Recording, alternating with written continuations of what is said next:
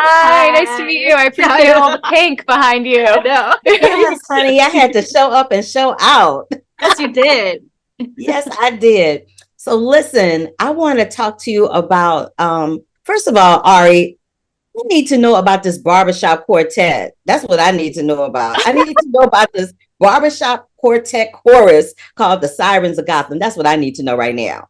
Oh, that's me. I'm like, what? I know, me too. I was like, you did barbershop? I'm like, how come we've never talked about Yeah. this before? My bad. I switched it up. Let's look at. I would love to be confused for Ari. This one is I'm so just glad an you- icon. So honestly, thank you. If that ever happens again, I'll gladly take it. The Sirens of Gotham, yes, is a barbershop chorus based out of New York City, and I sang tenor for them, and it was a lovely time. We would meet once a week, and then we had our brother chorus, the Voices of Gotham, and we'd hang out afterwards, and we would sing tags all night. And I've been to barbershop competitions where we've danced, and actually, you know, they totally tie into Grease Rise of the Pink Ladies, because the Sirens of Gotham were doing things to change barbershop, and we were really ruffling some feathers at these competitions. Like, legit, I was lying on the floor, or the whole front row was, and we were doing a develope with our legs.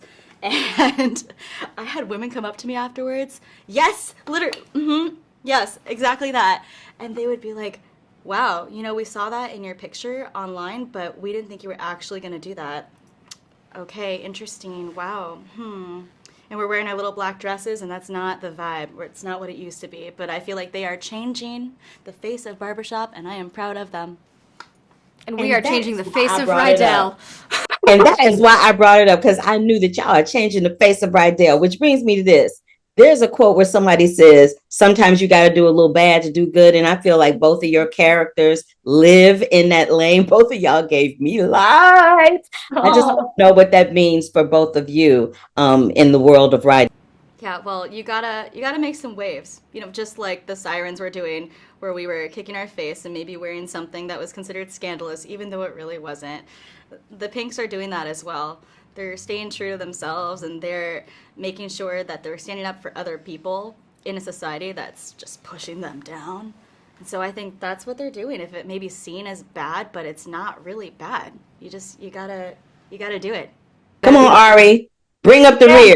Come on, Ari, bring up the rear. Let's go. So yeah, I think, I mean, each of our characters are people who are characters in our show that, for whatever reasons, don't really fit in with what is expected of them from society or from the larger Rydell, or you know, the adults in the show. And thankfully, we get the chance to do our little schemes as the Pink Ladies, and break a few rules for the greater good, which I think is a good message. It's a great message. And I was really digging the fact that Cynthia was being Juliet. I'm like, yes, for the representation. Yes, Spoilers? get it together. I was all about that. Yeah. I was all about that. I also want to talk about these mixed signals that both of your characters give. Ooh, You know. what do you mean by that? Elaborate.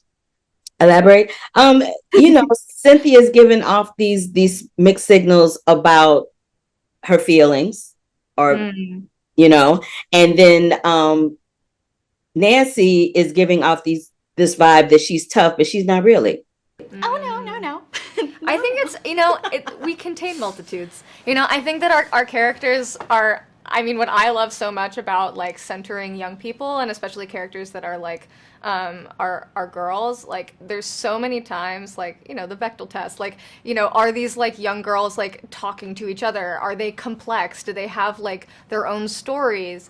And thankfully, our show looks, it's sort of like if you zoomed into the background of the original Grease and actually talked to people in the back, because they were there. That's who we were. That was, Yes. I can't take credit for that. That was Chanel. Chanel said that. She's brilliant. Yeah, she's so sweet. She'll probably say that, so you can use her in another interview for that. But yeah, you know, like our characters are so complex, and I just feel so thankful that we got the chance to like fully flesh out those characters. And like, yeah, our characters might appear one thing but then feel another, and That's high school. that's being a person. That's true. Yeah. Listen, I was there for every last single part of it, and y'all were fabulous. Y'all were two of my favorites. Don't tell nobody. But anyway, I have to wrap. That is my time. Thank you so much for giving me some of your time today. I appreciate you, and I appreciate what you did for the franchise. I am all about it. Oh, Thank thank you you so so much. much. That It means was the so good world. to meet you. Bye bye. Bye.